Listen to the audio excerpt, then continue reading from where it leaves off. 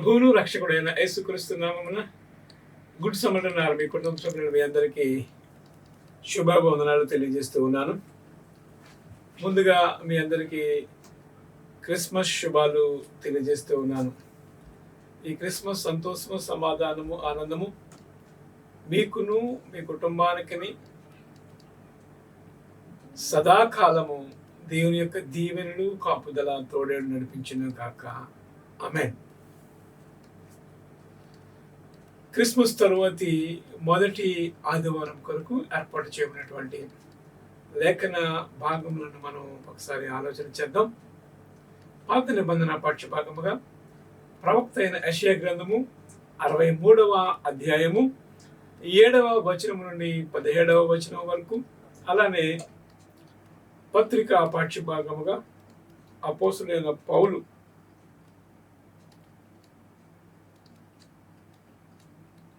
తిమోతికి రాసినటువంటి 2వ పత్రిక 4వ అధ్యాయము 3వ వచనం నుండి 8వ వచనం వరకు, సువార్త పాఠ్యభాగంగా పరిశుద్ధమైనటువంటి లోకం రాసిన సువార్త 2వ అధ్యాయము 22వ వచనం నుండి 32వ వచనం వరకు ఉన్నటువంటి లేఖన భాగములు మనకు పాఠ్యాంశములుగా ఇవ్వబడి ఉన్నవి. ఈ పాఠ్యాంశములను మనం ధ్యానం చేయడానికి ముందుగా దేవుని యొక్క ఆత్మ సహాయాన్ని కోరుకుందాం. కృపయు కనికరము గల ప్రియ పరమ తండ్రి, వందనాలు, స్తుతులు, స్తోత్రులు నాయన. నీ యొక్క కృపను బట్టి నాయన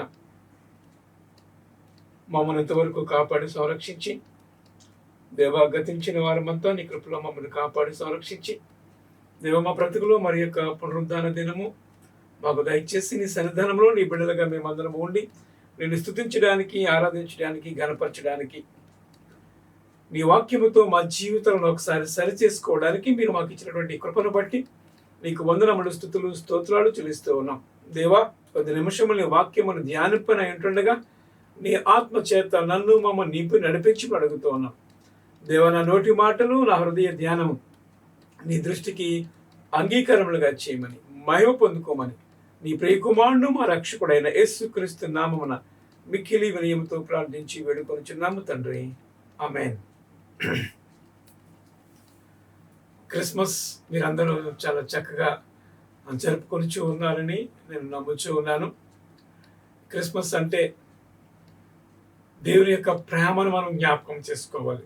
దేవుడు లోకమును ఎంతో ప్రేమించెను కాగా తన అద్వితీయ కుమారునిగా పుట్టిన వాని యందు విశ్వాసముంచు ప్రతి వాడును నశింపక నిత్య జీవం పొందినట్లు ఆయన మనకు అనుగ్రహించను. నశింపక నిత్య జీవం పొందినట్లు యేసు క్రీస్తును ఈ లోకములోనికి మనకు రక్షకుడిగా అనుగ్రహించబడి ఉన్నాడు. మానవాళికి విమోచన కొరకు, రక్షణ కొరకు. ఈ రక్షణ ఎలాంటిదంటే నిత్య జీవంలోనికి ప్రవేశపెట్టడానికి. ఏ మానవుడు ఇవ్వలేనటువంటి రక్షణ, తల్లిదండ్రులు ఇవ్వలేనిది, బంధుమిత్రులు ఇవ్వలేనిది, ప్రభుత్వం ఇవ్వలేనిది, పోలీసులు ఇవ్వలేనటువంటి ఈ రక్షణ కేవలం యేసుక్రీస్తు మాత్రమే ఇవ్వగలిగినటువంటి రక్షణ. ఈ రక్షణ దేవాతి దేవుడు మనల్ని ప్రేమించి తన యొక్క ప్రేమను తెలియజేస్తూ ఉన్నాడు. ఆది తల్లిదండ్రులు చేసినటువంటి ఆ యొక్క పొరపాటు ఏదైతే ఉన్నదో ఆజ్ఞాతిక్రమం, ఆ అతిక్రమాన్ని ఎప్పుడైతే వారిద్దరూ కూడా మరి దేవుని యొక్క ఆజ్ఞను వారు పాటించకుండా దాన్ని అతిక్రమించి దేవుని యొక్క కృపకు పాత్రులుగా కావలసినటువంటి వారు దేవుని యొక్క ఉగ్రతకు పాత్రులైపోయి ఆ ఏదెను వనం నుండి వారికి గెంటివేయబడ్డం మనందరికీ తెలుసు. అప్పటి నుంచి ఆ మానవునికి దేవునికి ఉన్నటువంటి సహవాసాన్ని తిరిగి కనెక్ట్ చేయడానికి, పునరుద్ధరింప చేయడానికి దేవుడు ఎప్పటికప్పుడు తన భక్తుల ద్వారా, ప్రవక్తల ద్వారా, సేవకుల ద్వారా, అనేకుల ద్వారా మాట్లాడుతూ వచ్చాడు. కానీ ఈ ఒక్కరు కూడా సరైనటువంటి మార్గంలో నడిపించలేకపోయినటువంటి స్థితి మనందరికీ తెలుసు. కానీ దేవాతి దేవుడే తానే ఒక సూచక క్రియ చేసి ఆయన మానవులను రక్షించడానికి కన్య గర్భమున మనందరి కొరకు రక్షకుడిగా ఉద్భవించినటువంటి మాట మనందరికీ తెలుసు. ప్రవక్తైనటువంటి యెషయా గ్రంథం మనందరికీ తెలుసు కదా.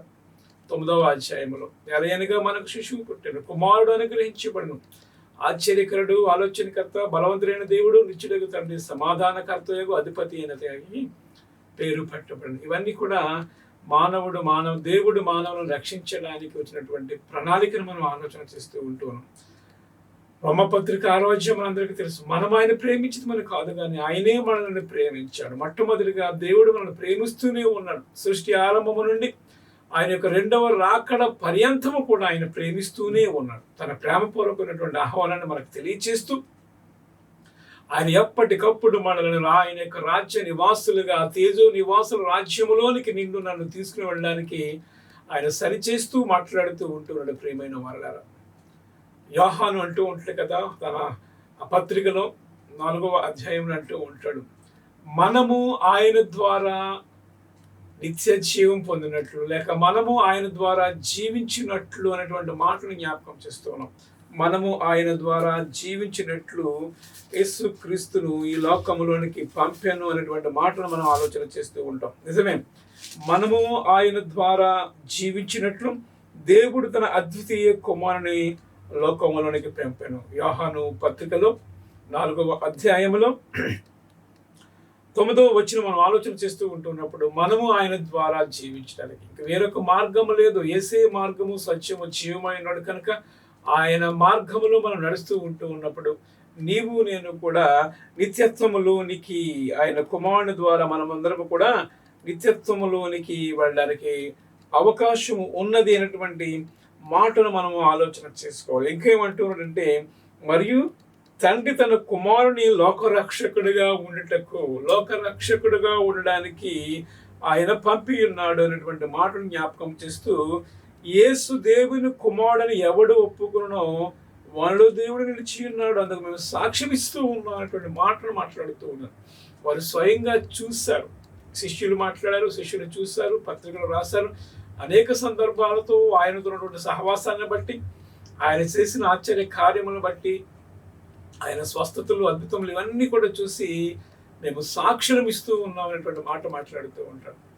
పౌలు తిమోతికి లేఖ రాస్తూ కూడా అంటూ ఉంటాడు, యేసుక్రీస్తు పాపులను రక్షించడానికి ఈ లోకములోనికి వచ్చెను అనేటువంటి మాట పూర్ణ అంగీకారమునకు యోగ్యమై ఉన్నది. అట్టి వారిలో నేను సాక్ష్యం ఇచ్చడానికి మొట్టమొదటి వాడును అనేటువంటి మాటను జ్ఞాపకం చేస్తూ ఉన్నాడు. ఇంకా అలాగ అనేక రకాలైనటువంటి విషయాలన్నీ కూడా మనం ఆలోచన చేస్తూ ఉన్నాం.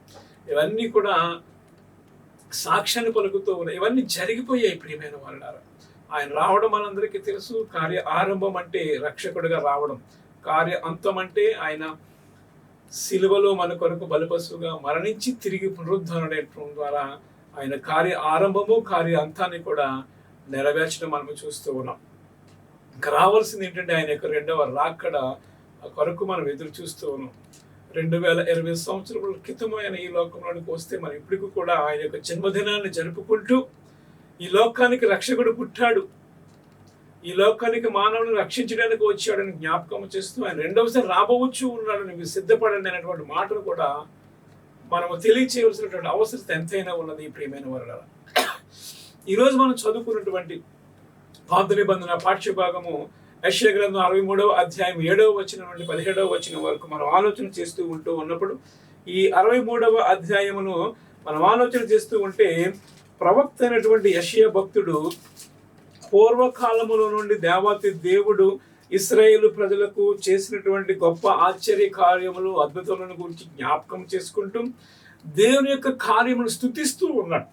దేవుని యొక్క కార్యములను స్తుతిస్తూ ఆరాధిస్తూ ప్రస్తుత పరిస్థితుల్లో ఉన్నటువంటి, అంటే యెషయా ప్రవక్త కాలంలో ఉన్నటువంటి పరిస్థితులను జ్ఞాపకం చేసుకుంటూ, నీవు పూర్వకాలంలో ఉన్నటువంటి దేవత దేవుడివి కదా, వారిని నీవు నమ్మి వారందరినీ రక్షించావు, ఎడారిలో త్రావును కలగజేస్తావు, మన్నాను కురిపించావు. ఈ అధ్యాయం అంతా మనం ఆలోచన చేస్తూ ఉన్నప్పుడు 7వ వచనం నుంచి అన్ని చూస్తూ ఉన్నప్పుడు, నీవు ఇన్ని గొప్ప కార్యాలు చేసి ఉన్నావు, నీవు గొప్పవాడవు, కానీ ఇప్పుడు ఎందుకు విడిచిపెట్టేస్తావు అనేటువంటి మాటలు జ్ఞాపకం చేసుకుంటూ, ప్రస్తుత పరిస్థితిని బట్టి, ఆ కాలంలో ఉన్నటువంటి పరిస్థితులను బట్టి యెషయా దేవునికి విజ్ఞాపన చేస్తూ ఈ ప్రజలను క్షమించమని, విమోచించమని ప్రార్థన చేస్తూ ఉన్నాడు. దేవుని నామానికి మహిమ కలుగును గాక. విమోచించమని ప్రార్థన చేస్తూ ఉన్నాడు. ఈరోజు మనం క్రిస్మస్ పండుగ జరుపుకొనిచున్నాం. ఆయన విమోచకుడిగా పుట్టి ఉన్నాడు. ఈరోజు మనం చదివినటువంటి ఈ సువార్త పాఠ్యభాగంలో మనం ఆలోచన చేస్తూ ఉన్నప్పుడు, ప్రభువైనటువంటి యేసు క్రీస్తు జన్మించిన తరువాత 8వ దినమున వారి ధర్మశాస్త్ర ప్రకారము సున్నతి చేయడానికి, దేవుని సన్నిధిలో ఆయనకు అప్పగించడానికి, దేవుని బిడ్డగా ఆయనను అప్పగించడానికి వారి దేవాలయంలోకి వచ్చి అర్పణలు అన్ని చేస్తున్నటువంటి సమయంలో అక్కడ చేసినటువంటి ప్రార్థన మనం ఆలోచన చేస్తూ ఉన్నప్పుడు ఆ ప్రార్థన సుమోయోను చేసినటువంటి ప్రార్థన, సుమోయోనికి దేవాతి దేవుడు ఆత్మ ద్వారా బయలుపరిచినటువంటి సాక్ష్యం ఏమిటంటే, ఇశ్రాయేలు ప్రజల యొక్క విమోచన లేక రక్షణ నీవు కొనులారా చూస్తూ ఉంటావు. ఇశ్రాయేలు ప్రజలను విమోచించడానికి రక్షకుడు మెస్సయ్య రాబోవచ్చు ఉన్నాడు, ఆయన చూసిన తరువాత నీవు మరణిస్తావు అని ఆత్మదేవుడు ఆ సుమోయోనుకు తెలియచేయడం. అదే రీతిగా యెషయా ఏ విధముగైతే ఇశ్రాయేలు ప్రజల కొరకు, విమోచకుడి కొరకు కనిపెట్టి ప్రార్థన చేశాడో, ఈ సుమోయోను కూడా అదే స్థితిని కొనసాగిస్తూ కనిపెట్టి ప్రార్థన చేశాడు. ఇక్కడ రావాల్సిందిగా ప్రార్థన చేశాడు. వచ్చిన తరువాత ఇక్కడైతే సుమోయోను కూడా ఆయనను చూసి స్తుతిస్తూ ఆరాధిస్తూ ఉన్నటువంటి మాటలు మనం జ్ఞాపకం చేస్తూ ఉన్నాం. ఈ రెండు కూడా జరిగిపోయాయి ప్రియమైన వారలారా. యెషయా ఇశ్రాయేలు ప్రజల విమోచన కొరకు ప్రార్థన చేశాడు, అంగలార్చాడు. సుమోయోను కూడా ఎదురు చూశాడు, ఇశ్రాయేలు ప్రజల విమోచకుడు రాబోవచ్చు ఉన్నాడు, ఆయనను చూడాలి, నేను కన్నులారా చూస్తాను అనేటువంటి మాటలు మనం, నీ రక్షణ నేను కన్నులారా చూసి తిని అనేటువంటి మాటలు మనం ఆలోచన చేయాలి.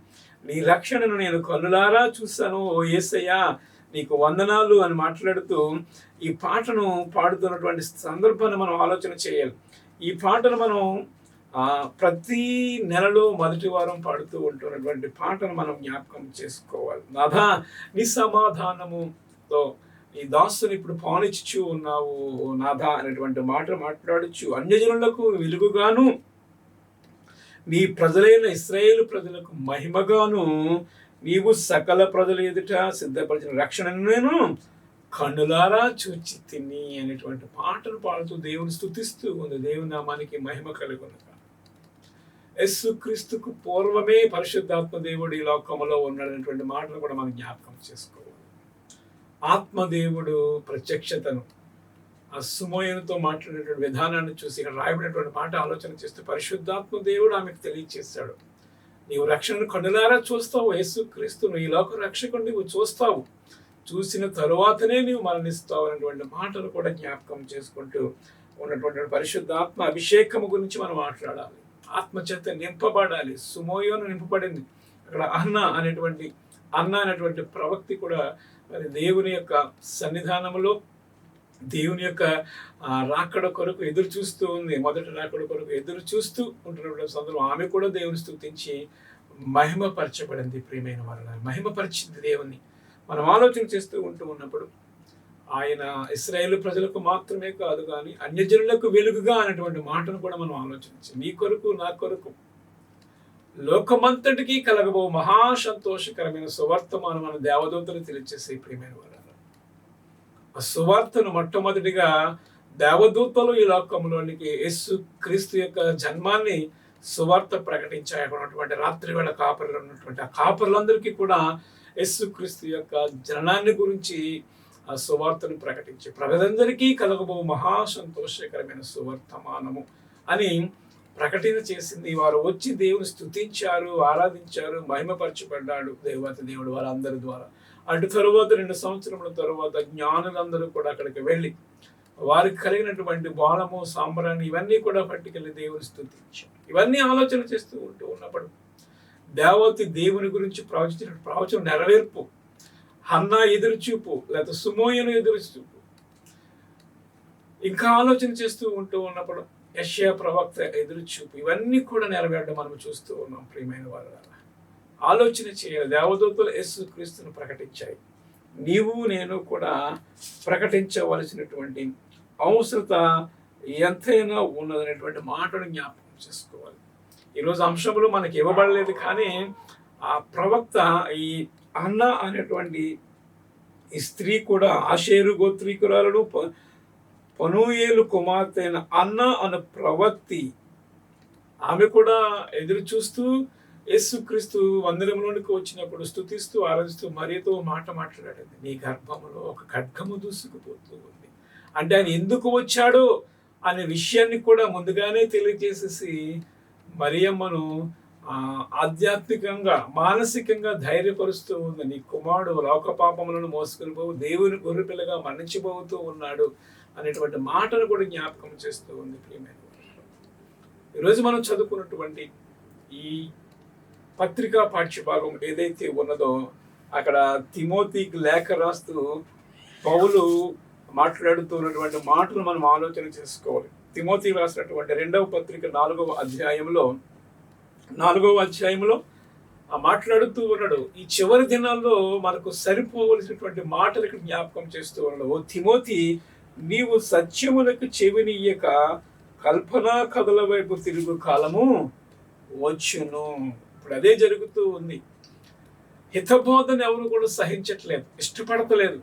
ఆశీర్వాదము, ప్రేమ, ఆశీర్వాదము, అబెండెంట్ ఇవే ఆలోచన చేస్తూ ఉన్నారు. కానీ కల్పన కథల వైపు దేవుడిని ఆశీర్వదిస్తూ ఉంటాడు, నేను దీవించేస్తూ ఉంటాడు, ఇవే మాట్లాడుతూ ఉన్నాడు. దేవుని యొక్క ఆ యొక్క రక్షణ గురించి, ఆ యొక్క తీర్పు గురించి, సిద్ధపాటు గురించి ఇవన్నీ కూడా ఎవరు చెప్పట్లేదు. ప్రజలు కూడా అదే అయిపోయారు. హితబోధన వినడం లేదు.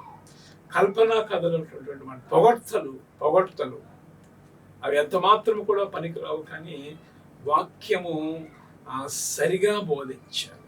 ఎందుకంటే వాక్యము 2 అంచులు కదా, వాడినటువంటి ఖడ్గము కాబట్టి దాన్ని మనం సరిగా ఉపయోగించాలి. దేవాది దేవుడు ఏవైతే చెప్పమని అవన్నీ కూడా ఇశ్రాయేలు ప్రజలకు, నాట్ ఓన్లీ ఇశ్రాయేలు ప్రజలు, లోకమంతటికి కూడా బుద్ధి గల కన్యకల గురించి ఉపమానం మనం చెప్పాలి. సిద్ధపాటు గురించి మనం చెప్పాలి. పొలంలో దాచబడినటువంటి విత్తనం గురించి ఉపమానం చెప్పాలి. మండల పొదలో దాచబడిన చల్లినటువంటి విత్తనాల గురించి మనం చెప్పాలి. ద్రాక్షవల్లి తీగల గురించి మనం ఇవన్నీ ఉపమానాలు చెప్పాలి. పెండ్లి విందుని గురించి ఉపమానము చెప్పాలి. రక్షణ వస్త్రమును కలిగి ఉన్నావా లేదా అనేటువంటి విషయాన్ని మనం చెప్పాలి. ఆయన 2వసారి ఆయన మధ్యాకాశంలో రాబోవచ్చు ఉన్నాడు. మొట్టమొదటిసారిగా అయితే రక్షకుడిగా వచ్చాడు, కానీ 2వసారి ఆయన తీర్పరిగా రాబోవచ్చు ఉన్నాడు అనేటువంటి విషయాలన్నీ కూడా మనం చెప్పవలసినటువంటి అవసరత ఉన్నది అని పౌలు తిమోతికి లేఖ రాస్తూ బలపరుస్తూ, ఓ నా ప్రియమైన కుమారుడా, ఓ నా కుమారుడా అని మాట్లాడుతూ, అన్ని విషయంలోనూ మితముగా ఉండము, శ్రమపడము, సువార్తికుని పని చేయము, నీ పరిచర్య సంపూర్ణంగా జరిగించు. 3 విషయాలు: శ్రమపడము, సువార్తికుని పరిచర్య చేయము, నీకు అప్పగించినటువంటి పనిని కంప్లీట్ చేయు అనేటువంటి మాటను సంపూర్ణముగా జరిగించు. ఈ 3 విషయాలు కూడా దేవుడు మనతో మాట్లాడుతూ ఉన్నాడు. నీకు ఏ పని అయితే అప్పగించి ఉన్నాడు దేవాది దేవుడు, ఆ పనిలో నువ్వు చాలా శ్రద్ధ కలిగి ఉండాలి. దేవుని యొక్క కార్యమును అశ్రద్ధ చేయకూడదు, అలక్ష్యము చేయకూడదు. కానీ ఆయన మాటను ఏ విధముగా అయితే సమూయేలు చిత్తము నేను ఉన్నాను అని ఆలకించు అని చెప్పి ఉన్నాడు, అలాగే మనము కూడా సిద్ధపడి ఆయన యొక్క మాటకు విధేయత చూపేవారుగా ఉండాలి అనేటువంటి మాటను జ్ఞాపకం చేస్తూ ఉన్నాడు. నేను ఇప్పుడే ప్రాణార్పణముగా పోయబడిచి ఉన్నాను, నేను వెడలిపోవు కాలము సమీపమైపోయింది, నా కాలం అయిపోయింది, నేను మంచి పోరాటం నేను ప్రకటించేస్తాను.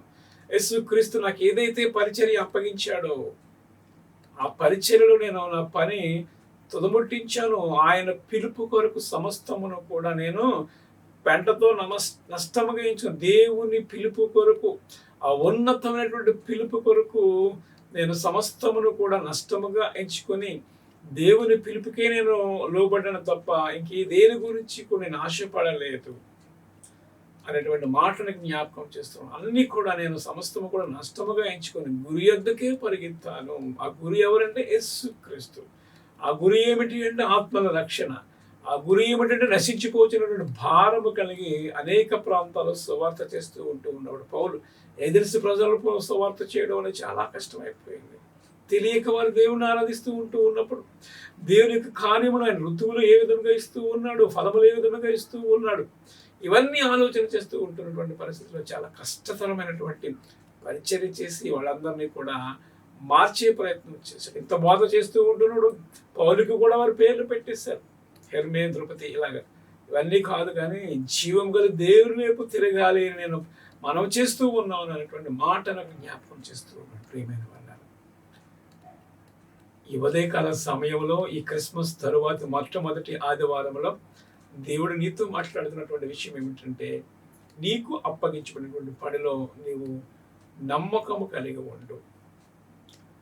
పట్టుదల కలిగి ఉండు, అంతము వరకు పోరాడు, చివరి వరకు పోరాడు. నీకు అప్పగించినటువంటి పనిలో శక్తి వంచన లేకుండా సువార్తికుని ప్రయాణం చేయము, శ్రమపడుము, అప్పగించినటువంటి పరిచయను నీవు తుదముట్టించుము అనేటువంటి మాటను ఇక్కడ జ్ఞాపకం చేస్తూ ఉన్నాడు ప్రియులారా. ఇక్కడ అంటూ ఉన్నాడు, ఇక మీద నా కొరకు నీతి కిరీటము ఉంచబడి ఉన్నది. ఆ దినమున నీతికి గల న్యాయాధిపతి అయినటువంటి ప్రభు అది నాకు మాత్రమే కాకుండా తన ప్రత్యక్షతను అపేక్షించి వారందరికీ అనుగ్రహించిన దేవుని నామానికి మహిమ కలుగును. దేవతి దేవుడు ఆ నీతి కిరీటమును, ఆ జీవ కిరీటము, అక్షయ కిరీటము, వాడబారినది మహిమగల కిరీటము ఎవడును అపహరింపకుండా ఉండాలి అంటే నువ్వు దాన్ని స్వాధీనం చేసుకోవాలని నమ్మకముగా ఉండాలి. అంతం వరకు కూడా నీవు నమ్మకముగా ఉండాలనేటువంటి మాటను జ్ఞాపకం చేస్తూ ఉన్నాడు ప్రియమైన వాళ్ళు. ఆయన త్వరలో రాబోవచ్చు ఉన్నాడు. ప్రకటన గ్రంథం 3వ అధ్యాయము 11వ వచనము మనం ఆలోచన చేస్తూ ఉంటూ ఉన్నప్పుడు, ఇదిగో నేను త్వరగా వచ్చుచు ఉన్నాను. 3వ అధ్యాయం 11వ వచనములో మనం ఆలోచన చేస్తూ నేను త్వరగా వచ్చుచు ఉన్నాను, ఎవడును నీ కిరీటమును అపహరింపకుండా ఉండినట్లు నీకు కలిగిన దాన్ని గట్టిగా పట్టుకో. ఏ విశ్వాసంలో నువ్వు నా విశ్వాసం లెవెల్ పెంచుకోవాలి కానీ దిగజారిపోకూడదు. నీకు కలిగిన దాన్ని నువ్వు గట్టిగా పట్టుకో, నా పరిచయలో నువ్వు తుదమొట్టించు అనేటువంటి మాటను జ్ఞాపకం చేస్తూ ఉన్నాడు ప్రియమైన వారలారా. నీవు నేను కూడా ఆలోచన చేయవలసినటువంటి అవసరం ఏంటంటే ఆయన రాబోవచ్చు ఉన్నాడు, ఆయన రెండవ మరి రాబోవచ్చు ఉన్నాడు. నీ జీవితంలో ఇంకా మార్పు చెందకపోతే, మార్పు అనేది నీ జీవితంలో లేకపోతే నూతన సంవత్సరంలో నువ్వు అడుగుడిచ్చి ఉన్నావు. అపోస్తలుడు పౌలు అపోస్తలుల కార్యములో 2వ అధ్యాయములో మనం ఆలోచన చేస్తూ ఉంటూ ఉన్నప్పుడు అక్కడ చక్కని మాట రాయబడి ఉన్నది ప్రియమైన వారలారా. అపోస్తలుల కార్యముల గ్రంథములో 2వ అధ్యాయములో మనం మాట్లాడుచూ ఉంటూ ఉన్నప్పుడు ఒక చక్కని మాటను మనం ఆలోచన చేస్తూ ఉంటూ ఉన్నాం. అదేమిటంటే అపోస్తలుల కార్యముల్లో 4వ అధ్యాయములో ఒక చక్కని మాటను నేను మీకు తెలియజేస్తూ ఉన్నాను. గ్లోరీ హల్లెలూయా.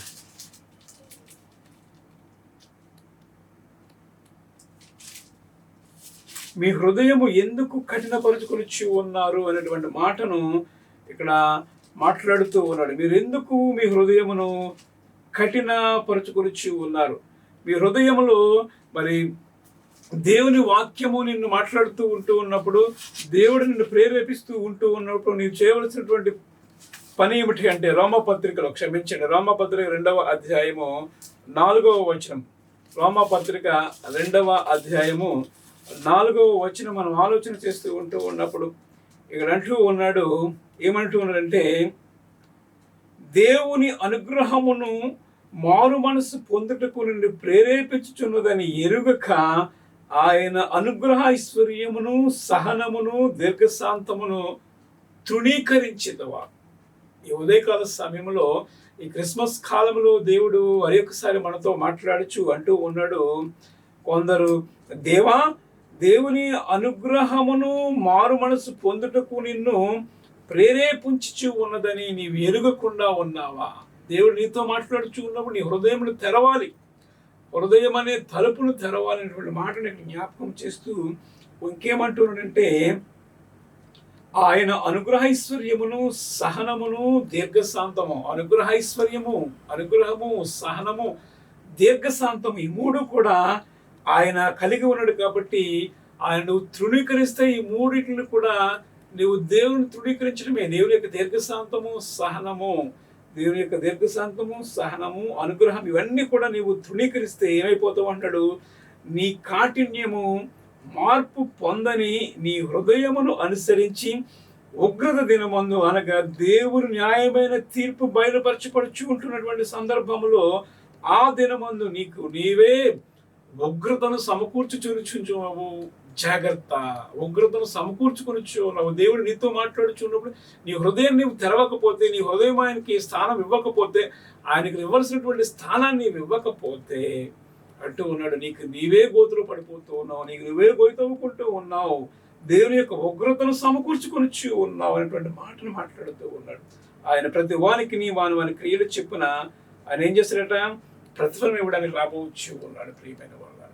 కాబట్టి ఈ ఉదయకాల సమయంలో ఈ క్రిస్మస్ తరువాత మొదటి ఆదివారంలో దేవుడు నీతో నాతో మనందరితో కూడా మాట్లాడచ్చు అన్నటువంటి విషయం ఏమిటంటే, నీకు కలిగిన దాన్ని గట్టిగా పట్టుకో, నీకు అప్పగించే పనిని తుదముట్టించు, ఏ పనిలో దేవుడిని ఏర్పాటు చేసుకున్నాడో ఆ పనిని నీవు తుదముట్టించు, బడా నమ్మకమైన మంచి దాసురాలా అని దేవుని చేత నీవు మొప్పి పొందుకున్నట్టుకు దేవుని యొక్క కృపా కాపుదల ఆత్మ నడిపింపు సదాకాలం మనందరికీ దయచేయను గాక. ఆమేన్. కృపయు కనికరం గల ప్రియ పరమ తండ్రి, వందనాలు స్తుతులు స్తోత్రులు నాయన. నీ కృపను బట్టి నాయన దేవా, నీ పునరుద్ధాన దినమందు ఈ క్రిస్మస్ తరువాత మొదటి వారంలో మమ్మల్ని ప్రవేశపెట్టి మాతో మాట్లాడినటువంటి విధానాన్ని బట్టి వందనాలు. నీ గురించి రాయబడినటువంటి ప్రవచనం నెరవేర్పుడు చూస్తూ ఉన్నాం. మెస్సయ్యగా ఆయన నీ వస్తున్నటువంటి విషయాన్ని అందరూ కూడా గమనించి నాయన ఏ విధముకైతే నీ రక్షణను కన్నులారా చూస్తున్నాను, ఏ విధముకైతే సుమయ్యను స్తుతించి ఉన్నాడు, మేమును కూడా నీ యొక్క రక్షణ గురించి ఇతరులకు ప్రకటించి నీ నామాన్ని గణపరచుటకు నీ కృప అనుగ్రహించి మహిమ పొందుకోమని దేవా నాయన. మరి వచ్చే వారంలో మేము నూతన సంవత్సరంలో అడుగుడిచ్చుండగా తండ్రి, మాతో కూడా మీరు నడిపించండి దేవా. మమ్మల్ని నూతన సంవత్సరంలోనికి అడుగించుకుండగా దేవ నీ అడుగు మాతో వేయమని మమ్మల్ని నడిపించమని మహిమ పొందుకోమని నీ బిడ్డలందరూ చుట్టూ నీ కంచి వేయండి. బలహీనంగా ఉన్నవారిని బట్టి స్వస్థపరచండి. జన్మదినోత్సవం, వివాహ దినోత్సవం, ప్రత్యేకమైన దినములు జరుపుకొచ్చిన బిడ్డలందరినీ కూడా దీవించి ఆశీర్వదించి మహిమ పొందుకోమని కృపలో వద్దలింపచేయమని నీ యొక్క రక్తపు కంచె, నీ యొక్క దేవదూతలు కావాలి, నీ బిడ్డనటువంటి ప్రతి ఒక్కరికి దీవించి ఆశీర్వదించి మహిమ పొందుకోమని నీ ప్రియకుమారుని మా రక్షకుడైన యేసునామమున ప్రార్థించి వేడుకొనుచున్నాను తండ్రి. ఆమేన్. తండ్రి, కుమార, పరిశుద్ధాత్మ త్రియేక దీవెన సదాకాలము మీ అందరికీ తోడైండును గాక. ఆమేన్.